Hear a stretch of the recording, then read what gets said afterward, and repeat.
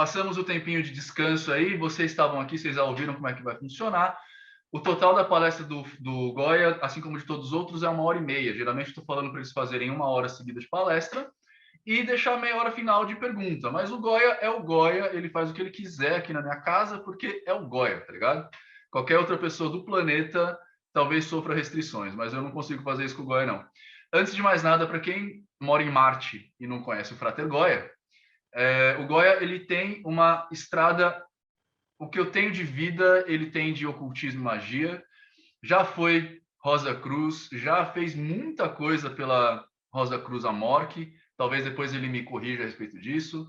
Já passou lá pelos seus aprendizados de Telema. É um exímio jogador de tarô de Tote, conhece tudo que se há para conhecer nessas situações. Ele fez um texto clássico que eu cito pelo menos uma vez por semana, chamado Marretadas Herméticas, que fala a respeito de da gente inventar desculpas para colocar o hermetismo ali, né, como sendo do hermetismo. Enfim, o Goya tem um trabalho gigante dentro do cenário místico-mágico. É um cara venerável, de respeito, e hoje vamos ouvir a opinião dele, a fala dele a respeito do Deus interior. E Goya, a tela é toda sua, meu irmão. Obrigado, Nino. É um prazer estar aqui com todos vocês. E assim, eu tenho aí a minha jornada aí de mais de 40 anos já, pessoal. Só de aula de tarô já se vão aí mais de 30 anos também. E isso é experiência, né? Eu penso muito que a antiguidade é posto, mas principalmente se essa antiguidade ela vem acompanhada de muita cabeça quebrada, sabe? Quando você está com a cara no muro diversas vezes, né? E eu, obviamente, dei muito com a cara na parede, e eu sou apenas, eu costumo dizer, um cego que tenta não tropeçar. E eu quero compartilhar um pouco dessas experiências com vocês. Então, são experiências bastante pessoais. Necessariamente eu não estou falando verdades, vocês. Inclusive, eu vou começar essa palestra falando como o próprio Crowley, né? Não confie em ninguém, né? Muito menos em mim. Então, essa é a primeira regra de ouro, tá? Porque toda pessoa que diz assim, vem e me segue, no fundo, ele só quer fazer você dobrar os joelhos. E eu não quero que vocês dobrem os joelhos jamais. Isso é uma premissa da magia e tem a ver um pouco com o que nós vamos falar hoje.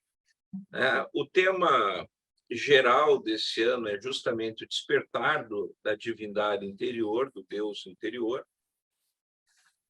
Então, o meu foco aqui é falar, discorrer sobre isso.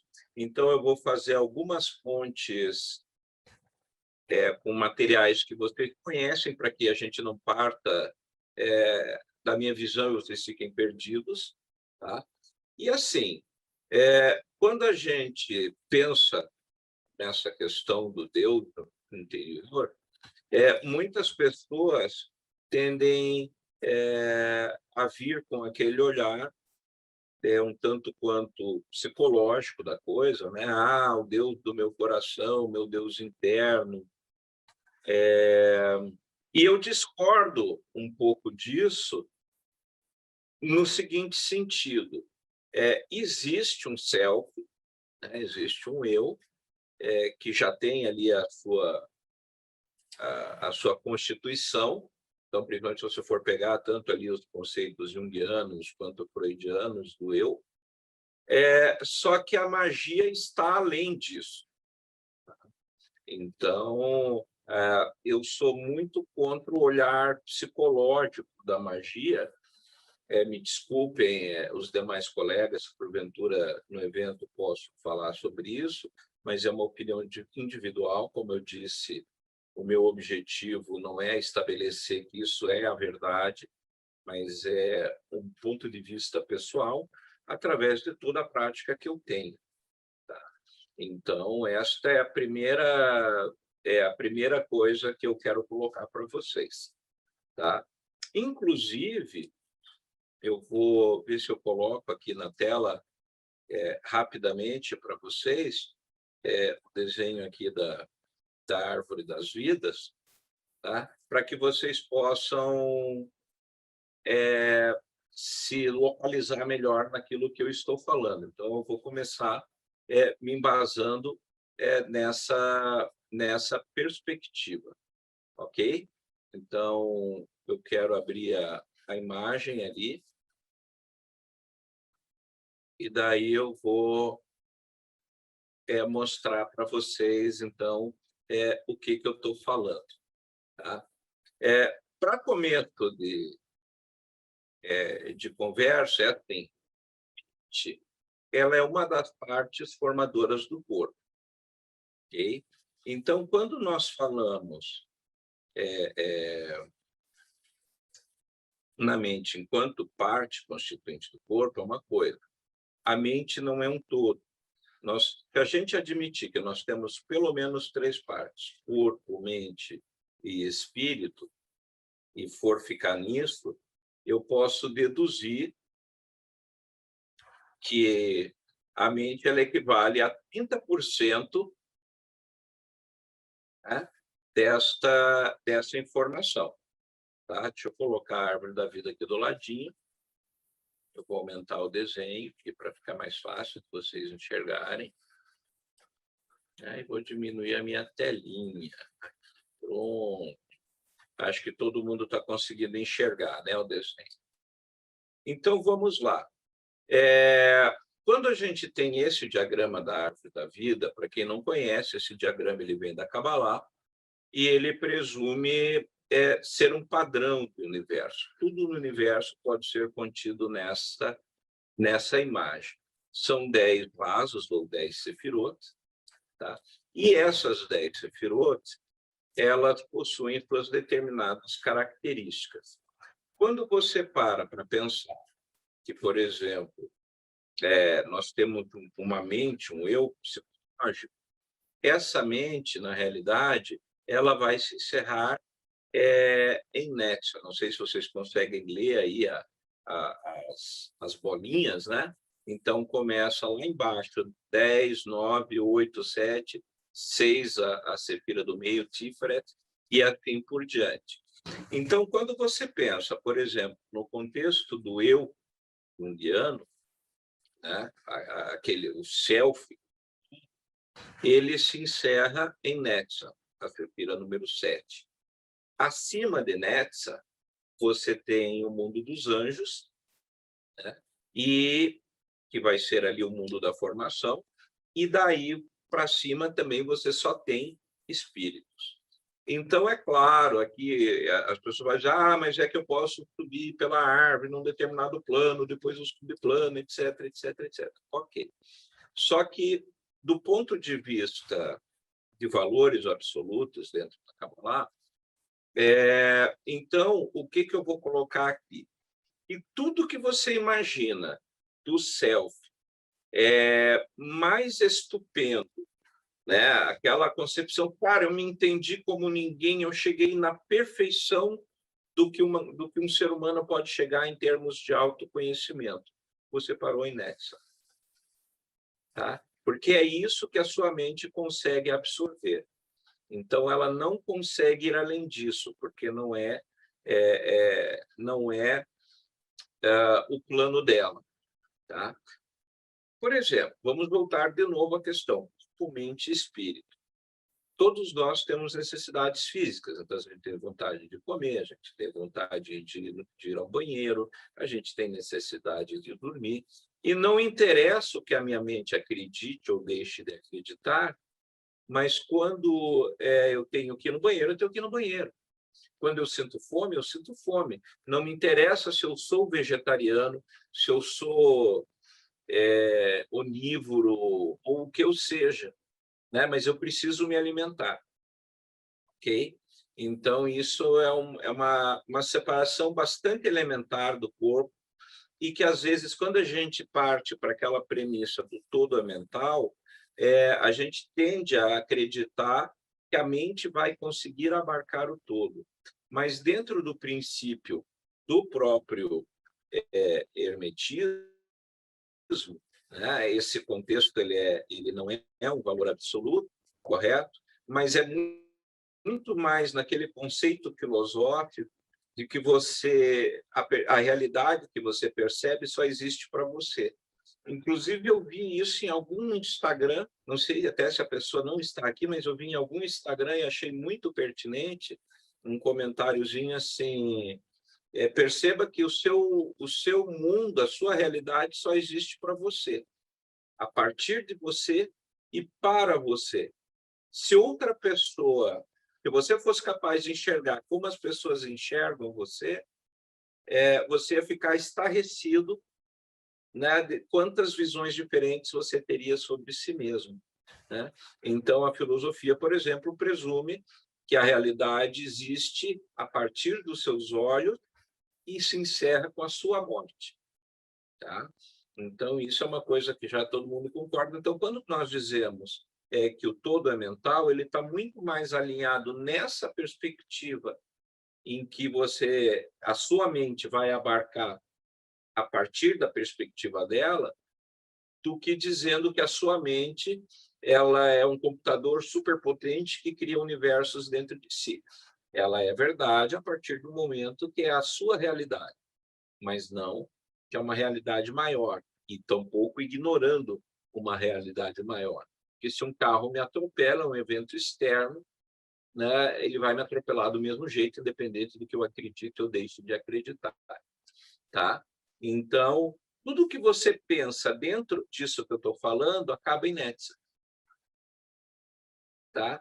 Então, tudo que você conseguir imaginar, cara, eu me imagino voando pelo universo, eu me imagino me tornando uno com a divindade, eu me imagino tal, a minha mente vai acabar ali.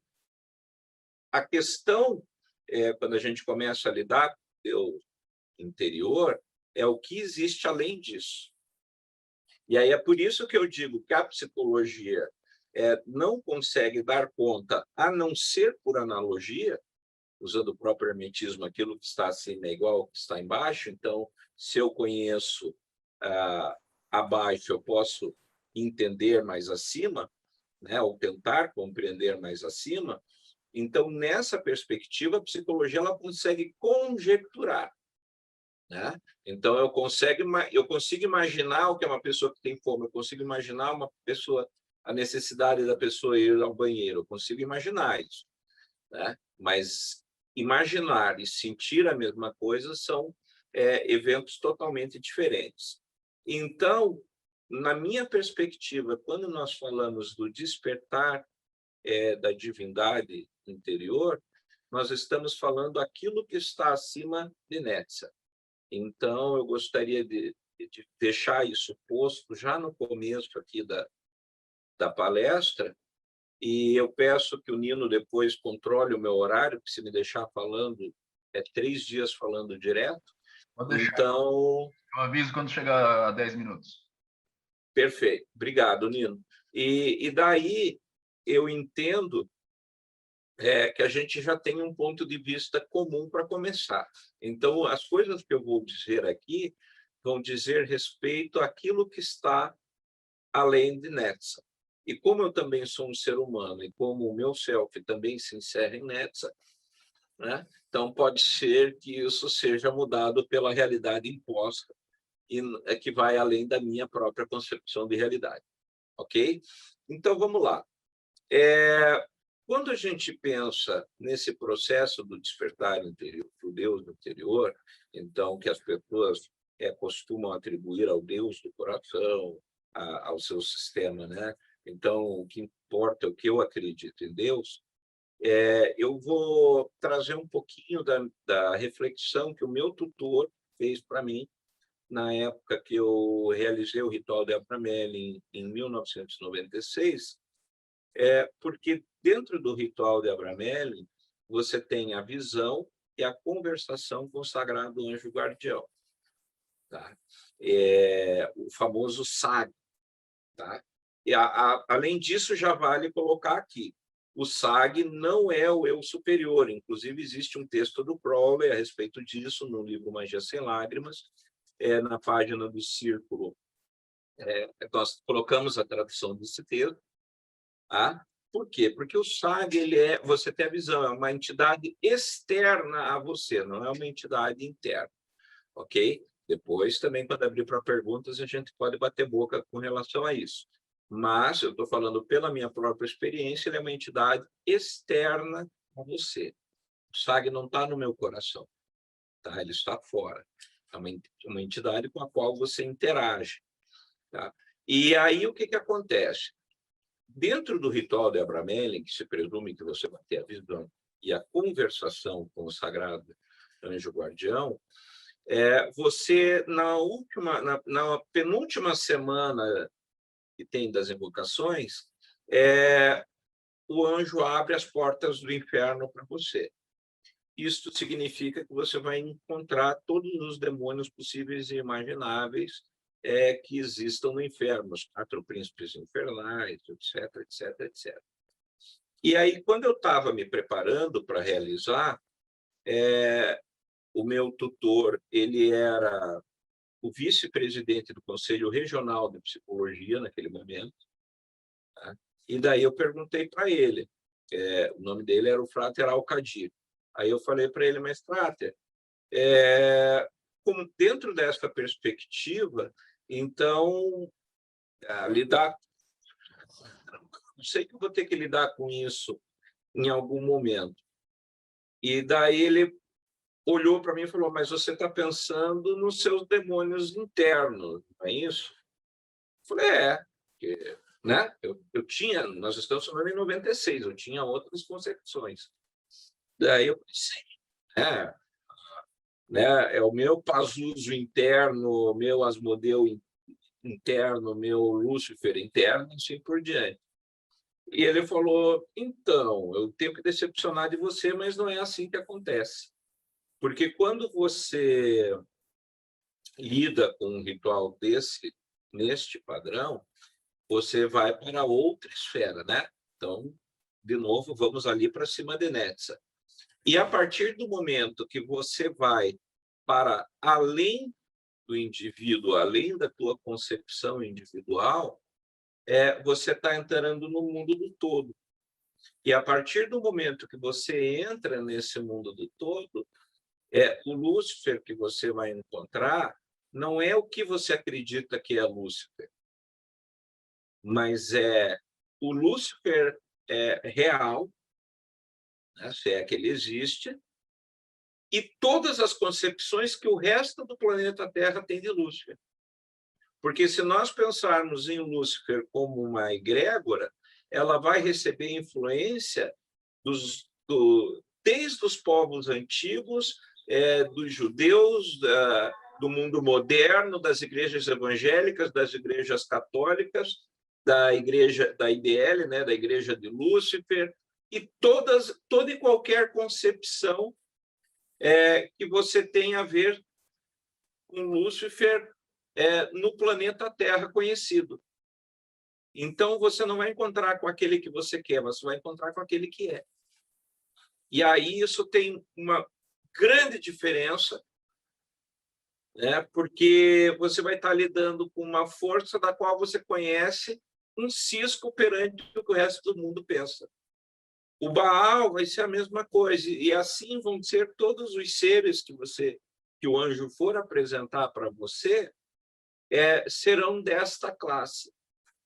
Então, e aí isso inclusive explica uma outra coisa, me permitam fazer esse parênteses rapidinho, que é quando a pessoa diz assim, eu vou tatuar o nome do meu anjo no braço, eu vou tatuar o nome do Deus tal, né? Então todo mundo quer ser fodão e bota o nome daqueles deuses, assim, tudo fodões, né? Tatuado, etc. Só que quando você faz isso, você está fazendo exatamente a mesma coisa, você está trazendo para si características, as que você conhece, as que você gosta, e as que você não conhece, as que você não gosta. Né? Quando você tatua Osíris lá no seu braço, vai vir a parte boa e vai vir a parte tétrica do Osíris. Né? Lembrando que ele é o deus da imortalidade, também o principal deus dos mortos. Ele fala da putrefação. Anubis é o guardião dos mortos, mas quem fala do processo de putrefação é Osíris. Inclusive, é por isso que o Osíris é verde. Tá? Não é porque ele é primo do Hulk. O Osíris é verde porque ele representa o processo de compostagem ali, né? As coisas que vão apodrecendo para dar origem à vida. O que, de novo, aí vai remeter àquela palestra que a gente fez aqui ano passado sobre o que ocorre após a morte. Né? Então, a dissolução do eu, o Osíris vai representar, nesse contexto, a própria dissolução. Eu já vou estar nesse tema e peço que alguém me lembre aqui no bate-papo, se eu passar reto, porque eu quero voltar ali para a história do SAG. Então, quando eu lido com o SAG, né, eu vou trazer todas essas energias em estado puro e no estado mais puro que tiver. Então, quando eu faço o ritual de Abramelin, não é tão simples, justamente porque eu vou ser colocado em xeque em tudo aquilo que eu acredito ou deixo de acreditar, porque eu não tenho como conceber todas as concepções, por exemplo, né, de Lúcifer, que é o mais comum, que a humanidade tem. Eu consigo pegar esse pedacinho, de Baal, mas ele tem todo um universo desde a construção do Baal até hoje. Então, o ritual de Abramelin ele é importante ser colocado aqui no início, porque muitas pessoas podem atribuir, mas o Abramelin também não tem a ver com isso. Não, porque você não traz nada para dentro de si.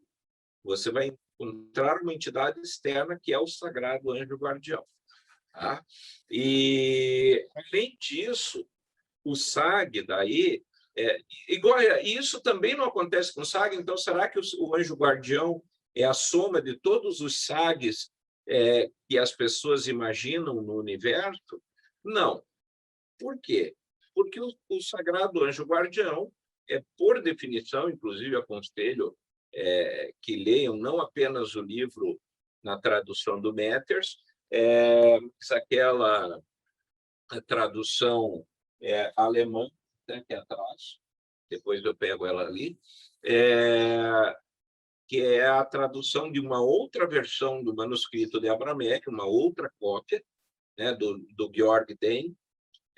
Vale muito a pena para você entender um pouquinho melhor a partir do próprio texto. Né? Então, segundo o texto do livro de Abramelin, o SAG ele é criado no momento em que você nasce, individualmente, para você, e a vida dele cessa quando você morre. Então, o SAG é um personagem totalmente individual. Eu não posso ter o mesmo SAG que o Frater Keron, que o Nino, que o Humberto Maggi, Marcelo Deldébio e companhia. Cada um tem o seu próprio SAG. Tá? E ele também não é parte dos anjos da Cabala, ele não é parte nada disso. É um anjo criado por e para você. Tá? Ele é criado ao mesmo momento, a existência dele se dá vinculada à sua existência, como um personagem que vai acompanhar você ao longo da tua vida, tendo você consciência ou não. Então, na verdade, se você nunca fez o ritual de Abramelin, não precisa se preocupar que o seu SAG já está com você. Tá? O seu SAG está com você nesse momento desde a hora que você nasceu. E o ritual é apenas para você ter a visão e a conversação com ele. É você descobrir o número do WhatsApp do anjo. Tá? Então, estabelecido aí, né? Por isso que o ritual de Abramelin ele se encontra também, além de Netza, ele já se encontra em Tipret, tá? Que é a Sefira número 6, é aquela que está ali no meio da árvore e que todos todas as demais sefirot se conectam a ela. Tá? Então, essas conexões mostram, né, que Tiferet, ela é o meio da árvore, e é um ponto de convergência de toda a árvore. Tá? Isso tem muitos segredos, mas aí vale fazer uma ocultaria, de repente, só sobre Cabala, daí a gente entraria nesse tema para ficar nele mais a fundo. Mas, curiosamente, Tiferet, além de ser o meio da árvore, também é onde se encontra o Cristo e onde se encontra o grau de Rosa Cruz, né? Ou a Rosa Cruz propriamente dita. Tá? Devemos também lembrar que o rosacrucianismo é um grau, não é uma ordem, ele é um grau certinho, assim como mestre, doutor, né? Mestre do tempo. Então, o Rosa Cruz é um grau a ser atingido e não um grupo do qual você faz parte. Tá? Então, Tiferet faz relação com com esse elemento Rosa Cruz aí, tá? Com esse grau a ser atingido. Tá? Então, quando nós falamos dentro desse processo todo do Deus anterior, todas essas coisas a gente tem que já ter mais ou menos em mente para que você tenha um real entendimento sem ficar confuso excessivamente, porque o tema é muito confuso. Né?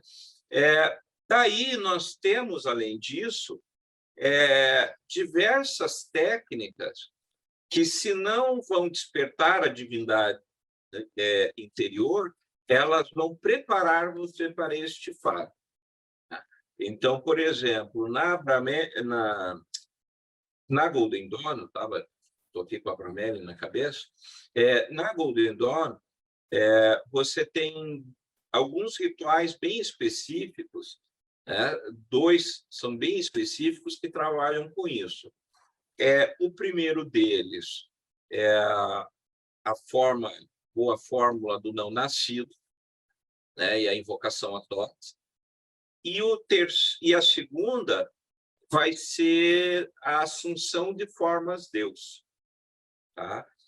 E sobre a assunção de formas Deus, vale a pena colocar para vocês uma coisa muito interessante para mim, porque se você parar para pensar, quando você vai no próprio terreiro de Umbanda, ele, na realidade, a incorporação nada mais é do que a assunção de uma forma Deus.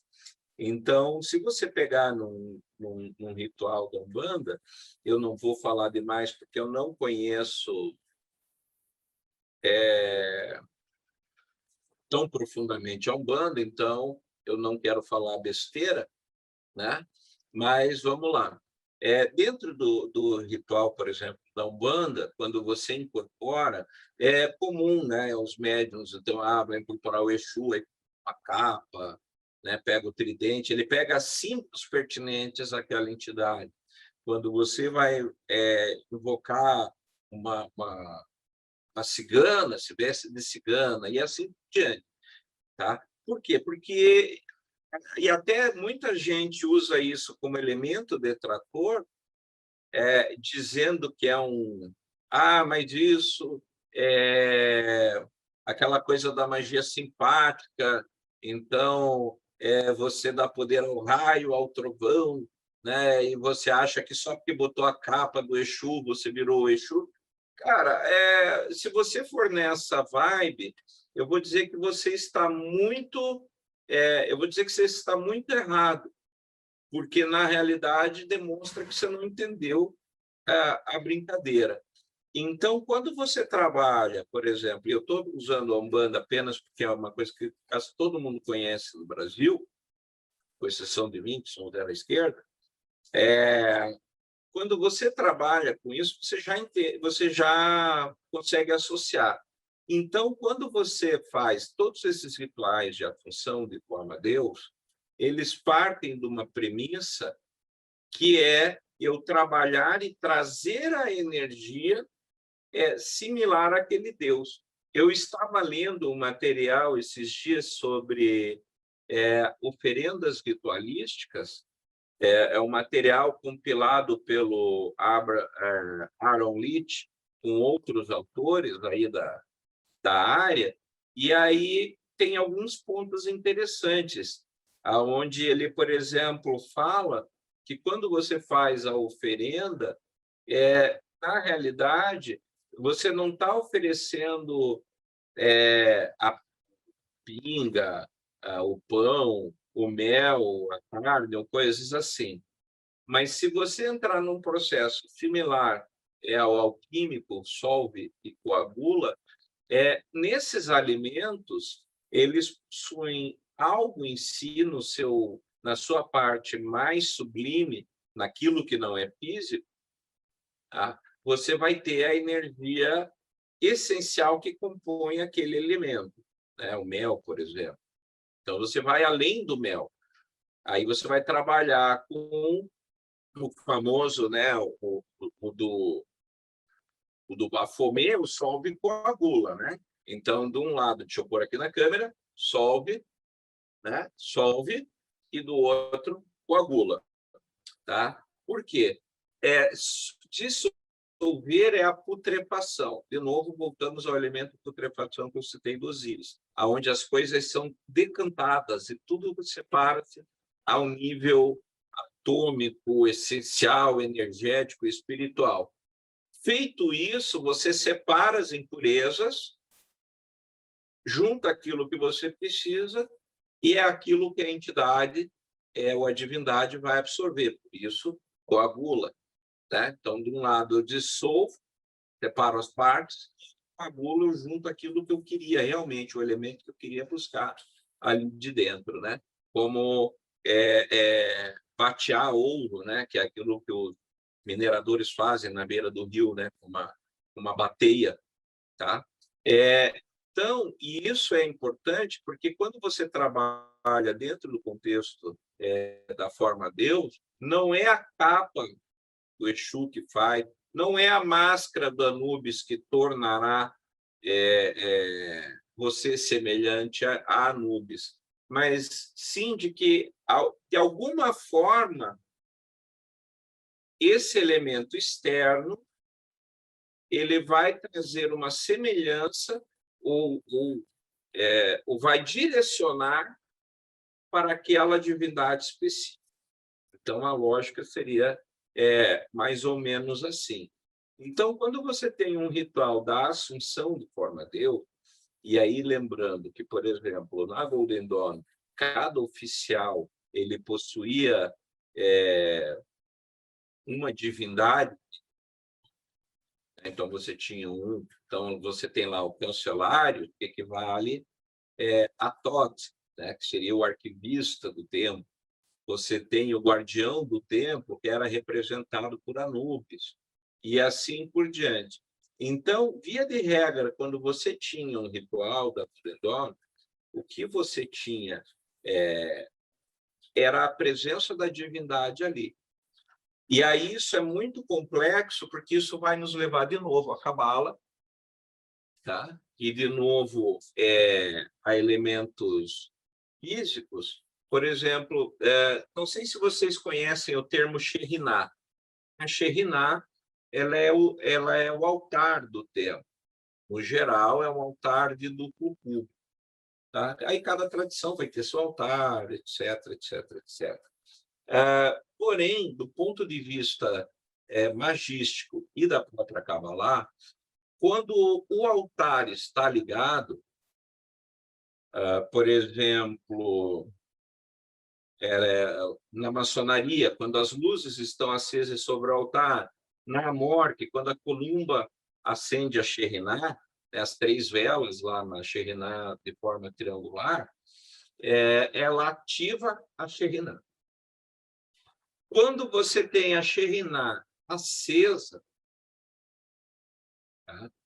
Isto é, as velas estão acesas ali, ela deixa de ser o altar do templo e ela torna-se a própria divindade.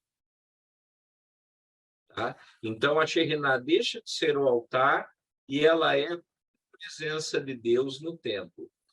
Por isso que quando você tem a imagem de um templo, e acho que isso acontece em N lugares, no próprio ritual católico, né? Virtualmente você tem assim, o lugar onde o mestre fica, no geral, ele está no leste do templo, o lugar de onde vem a luz. Né? Então, ele está lá na face leste do templo, aí você tem a Shekhinah no meio do templo. Tá? Então, a Shekhinah está associada com Tiferet. Putz, de novo Tiferet. Sim, a Shekhinah, ela é no meio do templo e está associada a Tiferet. Imaginando que o mestre do templo está em Keter, lá em cima, né, na primeira... Deixa eu ver se eu... não sei se aparece aí a ponteirinha do mouse, eu apontando Keter aqui para vocês, acho que não aparece. Se eu tenho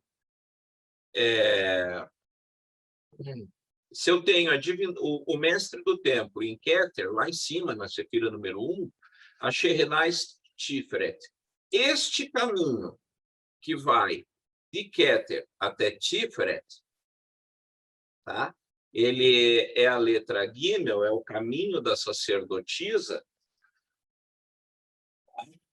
Inclusive, é por isso que a sacerdotisa possui um véu, que ela passa ali pelo véu do abismo. Tá? Então, se eu tenho esse caminho da letra Gimel entre Keter e entre Tiferet, se chama Sancta Sanctorum. Por que isso é importante dentro disso que nós estamos falando? Porque a partir do momento que a divindade está presente no templo através da Shekhinah, então o ritual realmente ocorre. É aqui que o segredo ocorre. Tá? Inclusive, aqui tem a carta da sacerdotisa de Crowley, né? E o camelo que está aqui embaixo representa justamente o caminho que ela tem entre Keter e Tiferet. Tá? Então, você tem a presença de Deus no templo, e aí a coisa muda de figura. Tá? Então, se você for ver, inclusive nos terreiros, você não tem aquele pedaço que a equipe da casa faz a abertura do ritual. Então, esse processo onde o pessoal faz a abertura do ritual em si, a preparação do terreiro, equivale a esta questão de você trazer a energia da divindade para o local. Então, a partir deste momento que a Shekhinah está acesa, você terá a manifestação de deuses e não de pessoas. No círculo, por exemplo, é muito engraçado, porque a nossa iniciação ela é sempre feita ao ar livre. E eu bato muito nisso, que todo ritual ele é um drama ritualístico, aonde você vai representar, né? Por isso que o ideal é você ter o ritual decorado, você vai representar aquela divindade. Então, quando eu estou no templo, se eu sou o Osíris, né, no templo, as pessoas têm que olhar para mim e não ver a mim, tem que ver o Osíris. As pessoas vão olhar o guardião, ver o Anubis. As pessoas vão olhar o cancelário e vão ver o Thoth, né? E assim por diante. No caso, era o Hiereus, na Golden Dawn, tá? Que fazia essa função. E daí o que acontece? Esses meios são formas de começar a trazer para você uma energia divina, a preparar você internamente para ser mais que humano. A premissa da Golden Dawn, todo o tempo, foi chegar a um ponto aonde você se tornasse algo mais que humano, além do físico, além do mental. Tá? E aí é que nós vamos começar a brincadeira, tá? Porque aí o processo da assunção de forma a Deus, ele presume que você vai incorporar ou vai invocar. Para quem não sabe, existe invocar e evocar, aonde invocar significa trazer para dentro, evocar, trazer para fora. Então, quando eu faço um ritual de Goécia, aonde o demônio ou o gênio vai se manifestar no triângulo, eu estou evocando o demônio. Então, eu estou evocando, por exemplo, Andúcias, estou evocando Paimon, ou seja lá quem for, para ele aparecer no triângulo, eu estou evocando ele à minha presença. Quando eu quero as qualidades de Thoth, né, a sabedoria divina de Thoth, as habilidades dele como curador, as habilidades dele como senhor e patrono das coisas ocultas, eu estou invocando. Então, quando eu faço um ritual como esse de assunção de forma a Deus, eu estou invocando aquela energia para dentro de mim. Tá? E aí você tem vários elementos, quando você está tratando desse tipo de situação, você tem vários rituais, vários elementos, inclusive o próprio Crowley comenta, né, a questão do samadhi, a união com a divindade, tá? E aí você tem rituais e práticas que vão levar você em união com a divindade. Tá? Eu não vou me demorar muito em relação a este assunto com o Crowley. Inclusive, eu estava revendo, agora essa semana que antecedeu a ocultaria, eu estava revendo esse material no Médico, né? E fica claro que que escapou alguns elementos ali, mas também não vou ficar aqui comentando acerca disso, porque não é o objetivo. Mas aí você tem esse processo de união com a divindade, que é onde você transcende o aspecto humano da sua própria natureza, certo? Então, vamos lá. Se você pegar, por exemplo, tanto o hinduísmo, quanto o budismo, quanto o confucionismo, vou pegar ali da China, né, o taoísmo, o budismo e o confucionismo, na realidade, inicialmente, eles não tinham um conceito de vida após a morte. Para situar vocês, assim, todo conceito de universo chinês, ele se molda há mais ou menos 6.000 anos, quando da escritura do I Ching, tá? Que é o texto mais antigo, e o livro do Imperador Amarelo, que são os dois textos mais antigos a tratarem sobre esses temas, tá? E tanto no I Ching quanto no Imperador Amarelo, não se presume uma vida posterior. Então, nós estamos falando de 6.000 anos. Né? Então, para o chinês daquele período, não havia vida após a morte. Tá? No entendimento deles, morreu, acabou. Até porque, para eles, em observação com a natureza, assim como está acima é o que está abaixo, quando uma árvore morre, ela vai virar adubo e vai dar origem a outra árvore, não é mais a mesma árvore. Quando um animal morre na natureza e se decompõe, ele volta para a terra, e aqueles elementos que o compunham, as suas energias, as suas proteínas, tudo que ele tinha, seus elementos químicos, no processo, de novo, solve, né? Ele voltava para a terra. E pode ser que aquele lobo que morreu, aquele passarinho que caiu morto na grama, esteja numa maçã.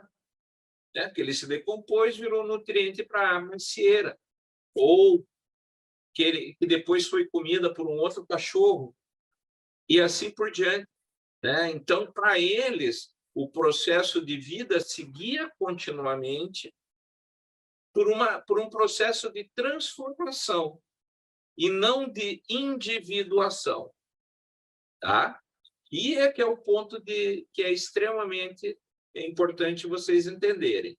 Então, para eles, neste período, morreu, acabou, e a individualidade se perde, tá?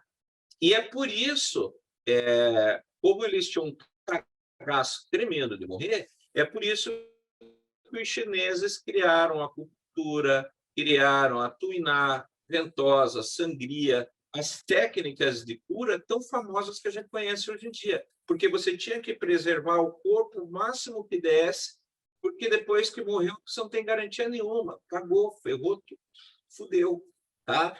Só que daí, quando você tem a vinda do Bodhidharma, né, ali para a China, que é o cara que é o patrono de todas as artes marciais, se alguém já fez karatê, já ouviu falar nesse nome, no Bodhidharma, e Kung Fu também, tá? Então, Bodhidharma, ele era um monge que veio da Índia, e daí ele trouxe para a China e para o Japão, que vou culminando com a criação do Kung Fu, Karatê e todas essas vertentes de artes marciais. Só que com isso também começou a ter um outro contexto, que é um contexto de vida após a morte, que foi absorvido do hinduísmo, porque o budismo originalmente não tinha isso. Isso é uma influência da cultura hindu no budismo. E daí esses elementos acabaram chegando na China e no Japão. E aí, onde isso nos interessa e onde tudo isso é importante. Eu vou mostrar um livro aqui. Vocês acham esse livro, talvez por R$10 lá no estante virtual, que é este aqui, ó, da Eva, a tradução da Eva Wong, tá? Eu vou mostrar bem de pertinho para poder ler. As artes taoístas da saúde, da longevidade e da imortalidade, tá? Ele é um livro relativamente fininho, e a Eva Wong ela vai contar um pouco dessa história que eu comento com vocês. E por que esse livro é importante? Ele fala com uma série de alegorias, então é aquele livro que fala assim, o dragão caminhou sobre a casa da fazenda e encontrou-se com o tigre, né? O que isso quer dizer? O dragão é o sangue, o tigre é a energia. Então, quando você encontra o sangue, encontra com o tigre. A casa da fazenda é um ponto de acupuntura de M14 aqui nas costas. Então, ela está descrevendo, nesse texto, pontos de acupuntura que você precisa exercitar para produzir a pedra. E aí, o que acontece? De onde vem esse texto? Se você for ver, vou botar de novo bem pequenininho ali em preto, está escrito assim, os ensinamentos dos imortais Shun e Li. Shun e Li eram dois imortais que são separados historicamente por 600 anos de existência. Então, é como se eu hoje encontrasse os diálogos do Goya com o John Dee, né? Então, a gente está separado por 5 séculos, e aí eu converso com o John Dee. Então, o que acontece? O que é esse diálogo aqui? Como eu disse para vocês, dentro do taoísmo e do budismo, não havia conceito de vida após a morte. Porém, no taoísmo, se entende que você morre por opção, porque você aprende que tem que morrer. Você olha para morrendo, a gente liga o jornal, está todo mundo morrendo de Covid. Então, você aprende, um dia eu também vou morrer. Então, para o taoísmo, você aprende que tem que morrer, não que você tenha que morrer. A morte, para eles, é uma opção.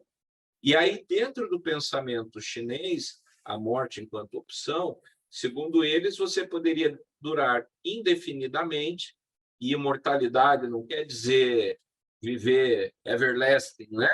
Mas é que a tua vida não tem uma duração definida. Aí, um belo dia, você cansa da tua vida e diz, nossa, hoje é um dia bom para morrer. E daí, aí nos textos chineses, isso vai aparecer muito assim, com aquelas alegorias. E o mestre montou num dragão amarelo e seguiu o pôr do sol.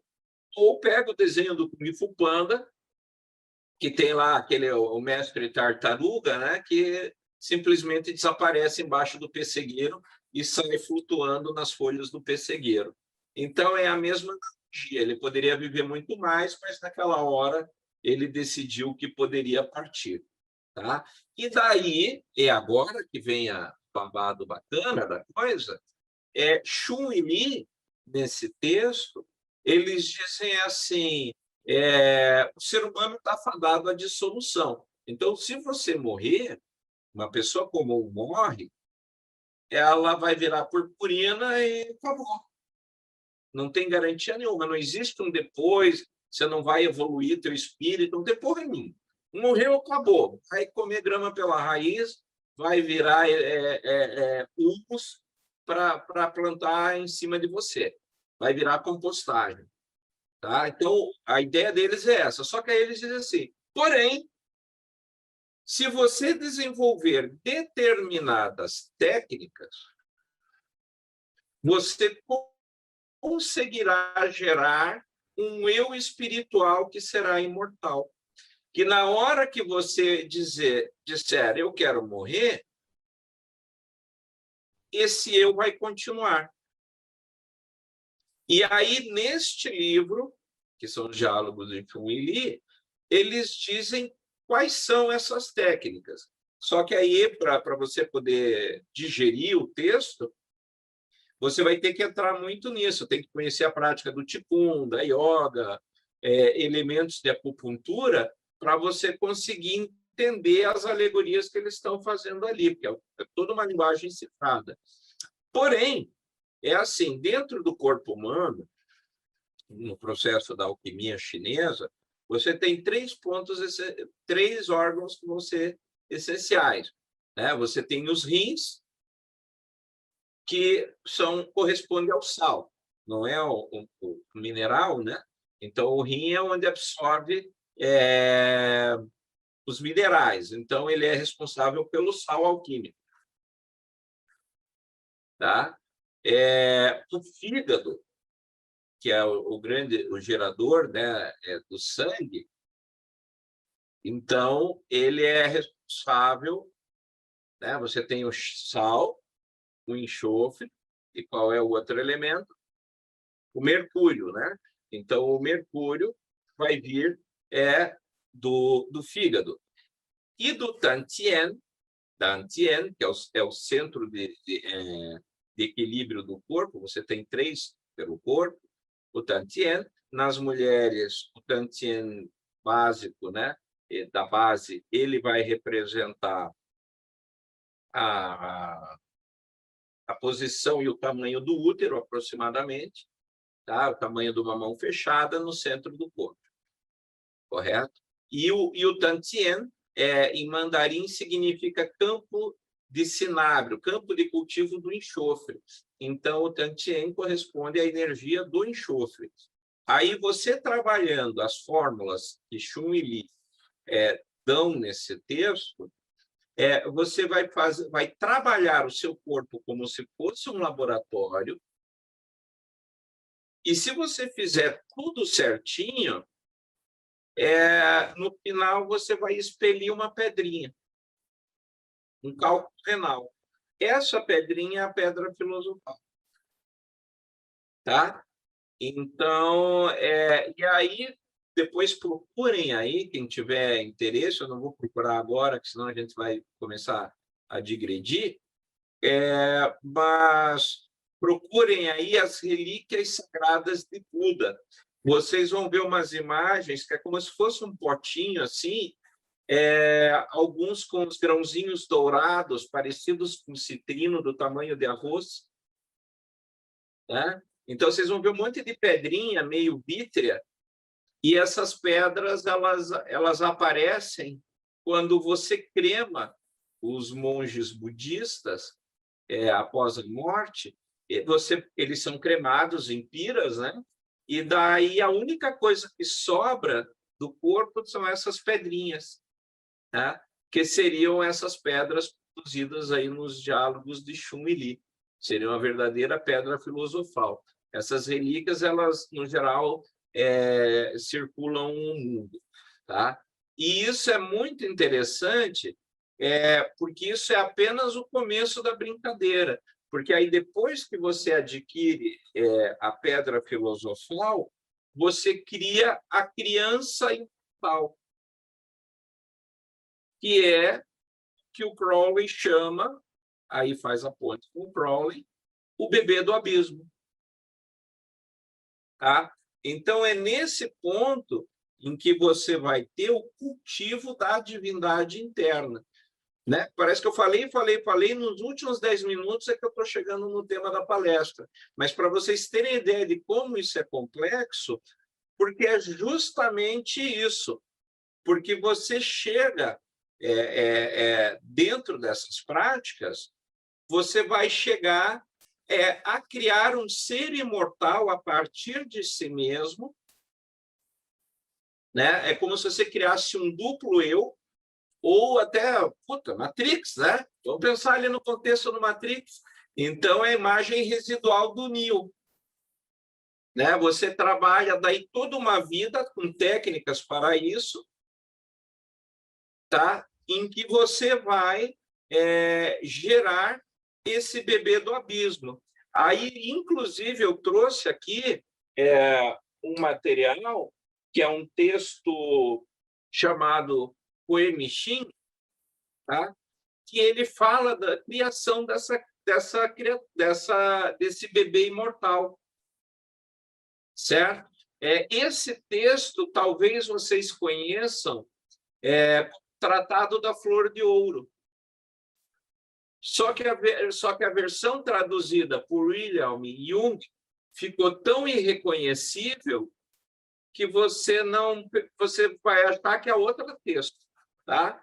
Então, eu vou mostrar aqui para vocês, né, aproveitar o tempo que me resta,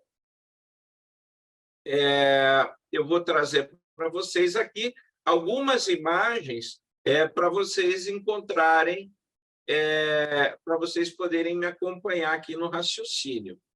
Né? Então, esse texto, o Ruemichin, ele é o Tratado do Cultivo da Vida. Ele aparece pela primeira vez no século XVIII. Eu não vou ficar lendo o slide, porque nós temos pouco tempo, né? E depois eu posso compartilhar esse slide com os participantes do Ocultaria, não tem problema.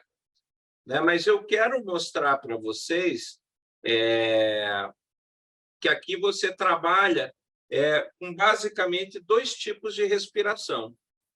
O fogo da guerra, que é a respiração acelerada, né? E o fogo erudito, a respiração calma, que gera o vapor, lembrando que o ideograma Qi, em mandarim, significa vapor nutritivo, e incuba a energia armazenada. Né? E aqui eu quero mostrar principalmente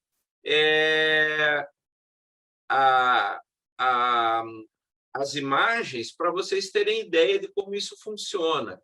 Então, aqui o texto, ele fala, quando a energia vital é aprimorada e transformada em vapor, ela se conecta com o Tantien.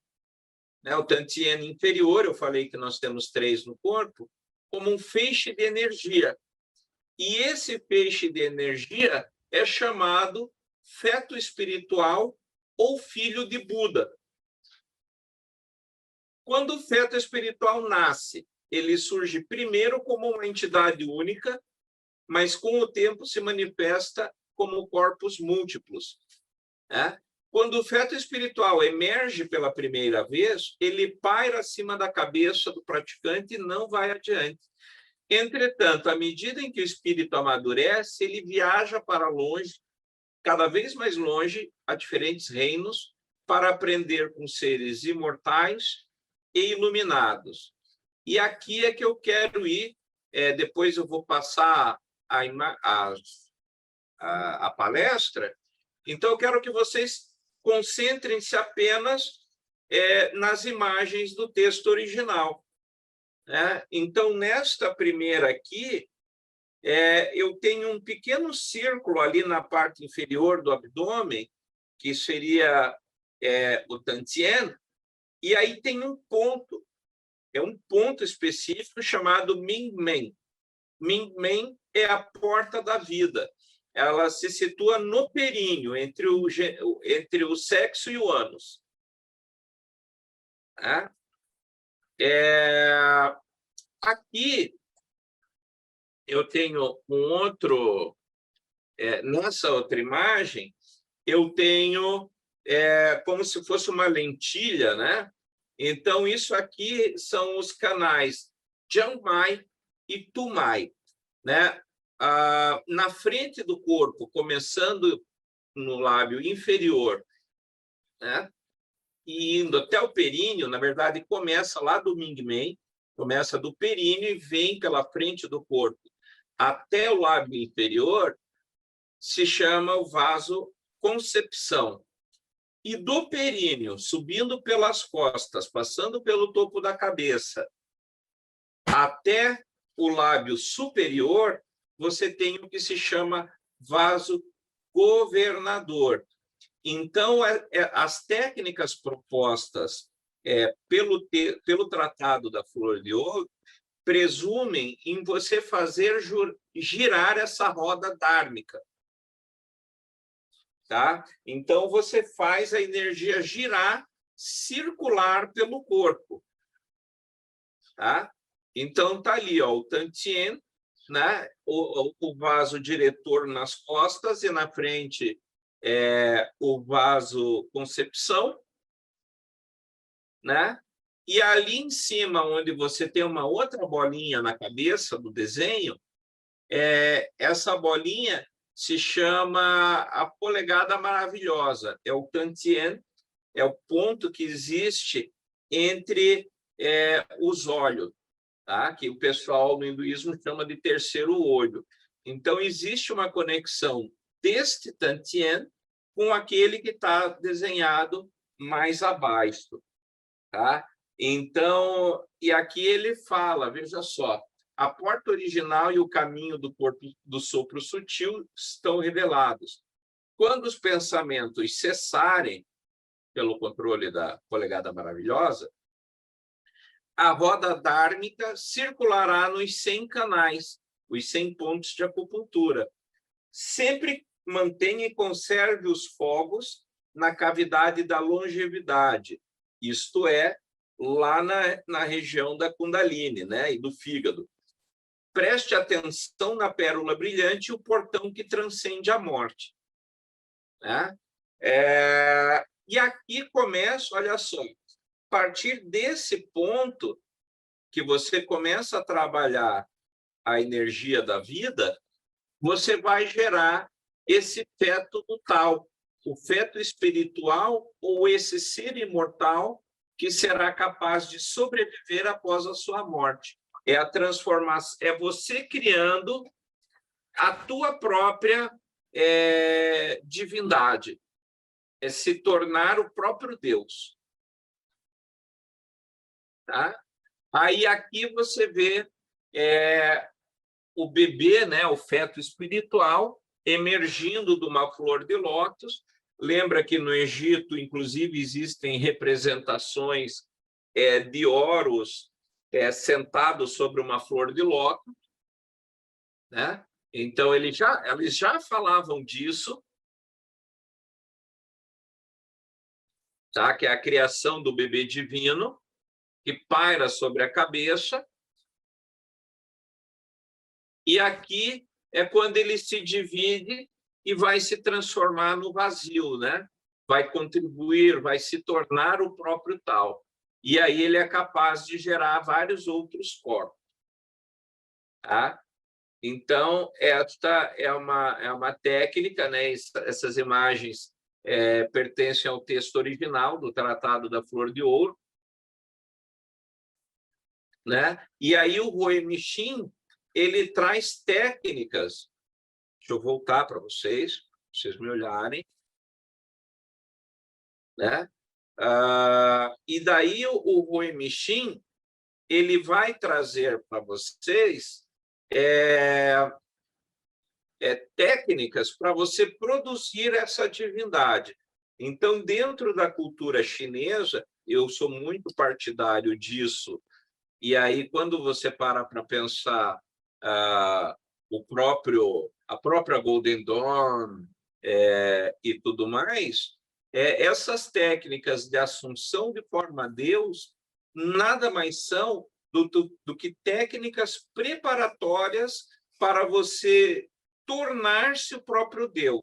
Então, primeiro você traz para si características do Deus, depois você representa esse Deus, e num terceiro estágio torna-se um Deus. Tá? Então, são coisas são processos que você faz para esse cultivo até chegar lá.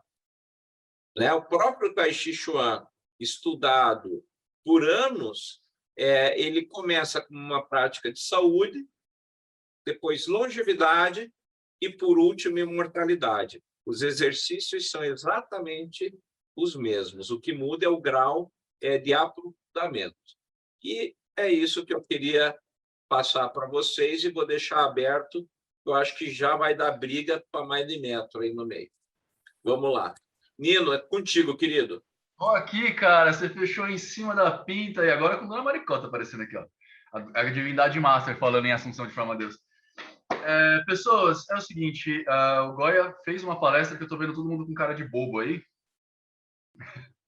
Mas é assim, como sempre, a gente vai deixar aberto para vocês fazerem perguntas, bater papo com o Goya. Quem quiser, levanta a mãozinha aqui no chat que eu vou colocando. A Jade já está aqui com a mãozinha levantada. E a gente vai organizando, beleza? Vocês estão livres, podem abrir microfone, abrir câmera e falar à vontade, que agora é com vocês. Vai lá, Jade.